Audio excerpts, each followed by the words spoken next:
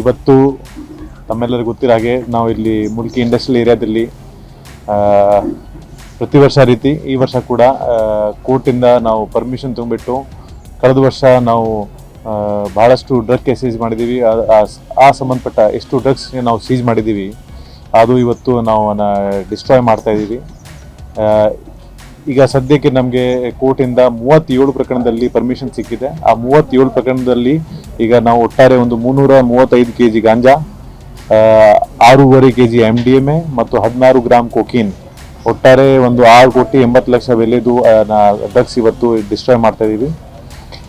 ಆದರೆ ಕಳೆದ ವರ್ಷ ನಾವು 1000ಕ್ಕಿಂತ ಹೆಚ್ಚು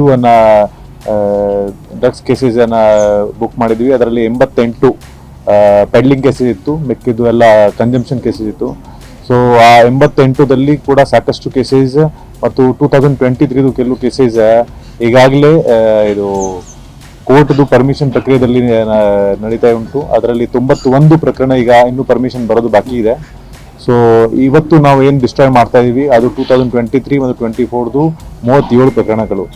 ಸೊ ಅದರದ್ದು ಬೆಲೆ ಈಗ ಸುಮಾರು ಒಂದು 6,80,00,000 ಇದೆ. ಸೊ ಇದೇ ರೀತಿ ಮತ್ತೆ ನಮಗೆ ನೆಕ್ಸ್ಟ್ ಮೇಜರ್ ಪರ್ಮಿಷನ್ ಯಾವಾಗ ಸಿಗ್ತದೆ ಮತ್ತೆ ಇದು ನಾವು ಡಿಸ್ಟ್ರಾಯ್ ಮಾಡ್ತೀವಿ. ಧನ್ಯವಾದಗಳು. There can be 2 interpretation. ಈಗ ಕೇಸಸ್ ಜಾಸ್ತಿ ಆಗಿದೆ, ಒಂದು ಎನ್ಫೋರ್ಸ್ಮೆಂಟ್ ಹೆಚ್ಚು ಆಗ್ತಾ ಇದೆ. ಸೊ ಈಗ ನೀವು ನೋಡಿರ್ಬೋದು 1.5 ವರ್ಷ ಹಿಂದೆ ನಾವು ಯಾವಾಗಿಂದ ಪ್ರತಿಯೊಂದು ಸಬ್ ಡಿವಿಷನ್ದಲ್ಲಿ ಒಂದು ನಾರ್ಕೋಟಿಕ್ಸ್ ಟೀಮ್ಗೆ ನಾವು ಸ್ಟಾಬ್ಲಿಷ್ ಮಾಡಿದ್ದೀವಿ. ಯಾವಾಗಿಂದ ಆ ನಾರ್ಕೋಟಿಕ್ಸ್ ಟೀಮ್ ಅವರು ಸತತವಾಗಿ 27 ತಾಸು ಒಂದು ಕಂಟಿನ್ಯೂಸ್ಲಿ ಅದೇ ಕೆಲಸ ಮಾಡ್ತಾ ಇದ್ದಾರೆ. ಸೊ ಅದರಿಂದ ನಮ್ಮದು ಎನ್ಫೋರ್ಸ್ಮೆಂಟ್ ಮತ್ತು ಡ್ರಗ್ ಪೆಡ್ಲರ್ಸ್ ಮೇಲೆ, ಡ್ರಗ್ ಕನ್ಸ್ಯೂಮರ್ಸ್ ಮೇಲೆ ನಿಗಾವಣೆ ಹೆಚ್ಚು ಆಗಿದೆ, ಎನ್ಫೋರ್ಸ್ಮೆಂಟ್ ಹೆಚ್ಚು ಆಗಿದೆ. So that is one major reason for the jump in cases. ಯಾಕೆಂದರೆ ನಮ್ಮದು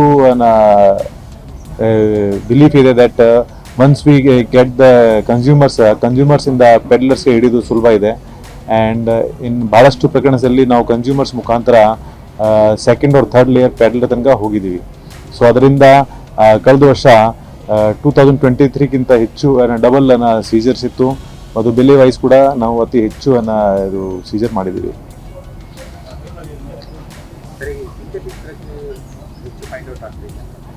So all the major synthetic drug seizure it led us to MDMA ದಲ್ಲಿ ಬೆಂಗಳೂರಲ್ಲಿ ಕೂಡ ನೈಜೀರಿಯನ್ಸ್ದು ಒಂದು ಜಾಲ ಇದೆ. ಆ್ಯಂಡ್ ನಮ್ಮ ತನಿಖೆ ಪ್ರಕಾರ ಇಲ್ಲಿವರೆಗೆ we cannot disclose all the information, but it leads to ಡೆಲ್ಲಿಯಲ್ಲಿ ಕೂಡ ಕೆಲವು ಸೆಂಟರ್ಸ್ ಇದೆ, ಅವರು ಆಲ್ ಓವರ್ ಇಂಡಿಯಾ ಸರ್ಕ್ಯುಲೇಟ್ ಮಾಡ್ತಾರೆ. ಅದೇ ರೀತಿ ಬೆಂಗಳೂರಲ್ಲಿ ಇರೋದು ನೈಜೀರಿಯನ್ಸ್, ಅವರು ತಮ್ಮ ಹೆಡ್ ಕ್ವಾರ್ಟರ್ದಲ್ಲಿ ಸಂಪರ್ಕದಲ್ಲಿ ಇರ್ತಾರೆ. ಒಂದು ನನ್ನ ಅನಿಸಿಕೆ ಪ್ರಕಾರ ಒಂದು ಇಡೀ ಇಂಡಿಯಾದ ಒಂದು ಜಾಲ ಇದೆ.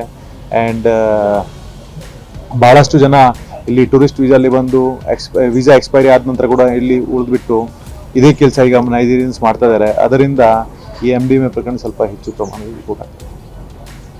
ಧನ್ಯವಾದ.